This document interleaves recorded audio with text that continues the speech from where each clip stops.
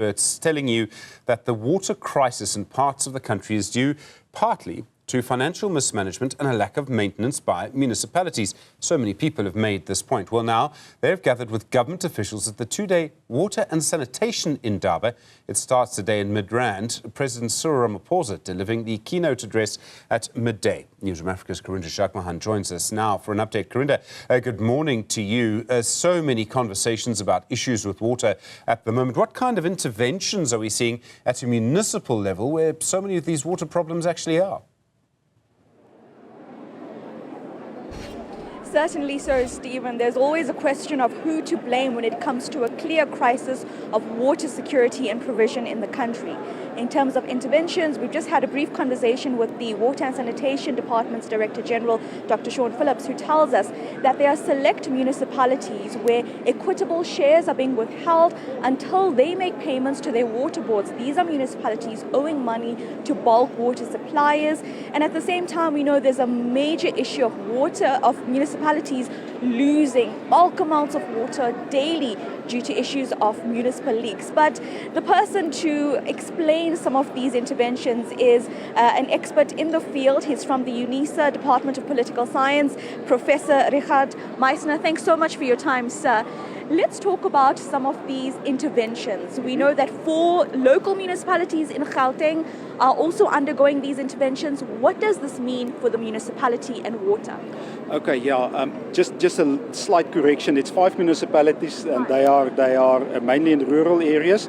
But one of the water boards that is affected is Magalies Water, and they supply water to, for instance, places like Rustenburg. But the intervention that we see at the moment from DW's national government is that they have instituted this equitable share allocation to the municipalities as sort of like either a carrot or a stick, you know, where they say, okay, pay you, we will withhold back your equitable share if you don't go into a payment arrangement or pay the municipalities. Now, if we can compare that with 10 years ago, that wasn't the case 10 years ago. I mean, the municipalities, they still received the equitable share, they received grants, and it was business as usual then.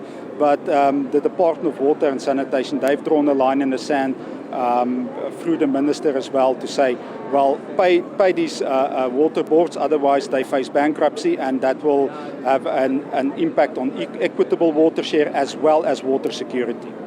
Essentially holding municipalities to account. Exactly. Let's speak about political intervention this year compared to 10 years ago, and what does this mean for water security in future? Okay, yeah, 10 years ago, let's talk about 10 years ago, 2013 to 2015, roughly. DWS was in trouble. I remember there was, they couldn't pay some of their debtors. They withheld the green, blue and no drop reports, the information contained there. There was a constant shifting of placement and replacement of deputy directors and other senior officials. There were cabinet shovels, and importantly, it was at the height of state capture.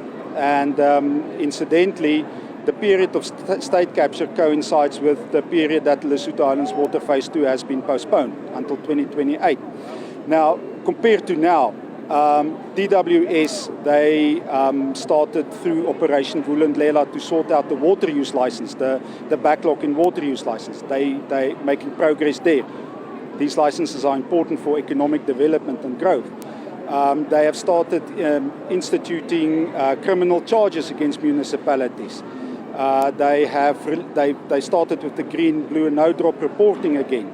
And then, like I said, you know, the Portfolio Committee on Water and Sanitation with this equitable share, that's at the high political level, and the presidency is involved, and National Treasury. You know, listening to you as an ordinary South African, it seems like this is some good news that there could be developments, but we still have criminality. Can we quickly discuss the issue of water mafias, as they're called?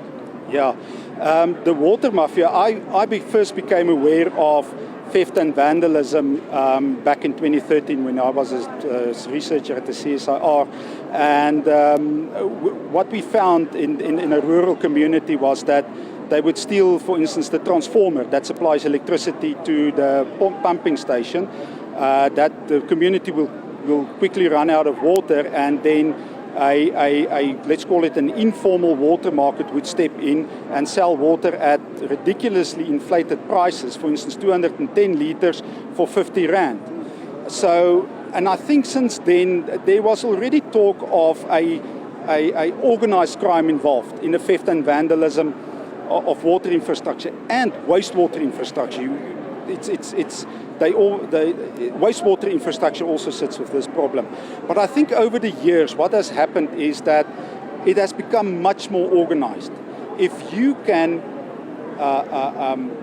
open a gap in the water supply chain for you to step in to supply a water tanker service, then that's how it works. So in other words, you vandalize, for instance, or sabotage the infrastructure. That would then create a gap for a criminal syndicate to step in, and they get the contracts or they extort money from the municipality, and then they sell the water at ridiculously high prices also to communities. Quite a deep-rooted issue. Professor, I think we can keep talking about issues in the water and sanitation sphere, essentially, and that is the purpose of this conference today. Thank you so much for your time. He is Professor Meissner from the UNISA, Department of Political Sciences. But essentially, just touching on a few issues, what we see is that there is a major issue of financial mismanagement and lack of infrastructure maintenance at a municipal level, causing mass losses of non-revenue water. At the same time, there's an element of criminality as well that's further impacting whatever work is being done. But at the core of this, there are municipalities experiencing frequent water interruptions. At the same time, there are many rural communities that don't have access to water at all. We've covered some of those stories where older men and women of the community have to walk kilometers to a local borehole or even collect water from a river because they don't have water infrastructure in their community, or because they live in an informal settlement where there's no infrastructure at all or no services. Over and above this, with all of these issues combined, it's going to be discussed here at the National Water and Sanitation in Durban. Stephen, I must also tell you, sanitation is a major part of this conversation. The matter of sewage leaks going through suburbs, through informal settlements has been widely reported, and it also plays a major impact on the health standards for residents. And this will come under the spotlight again. The President will address this conference at midday, so do stay with us as we give you updates on the story. Karinda Jagmohan for that update. Thank you very much.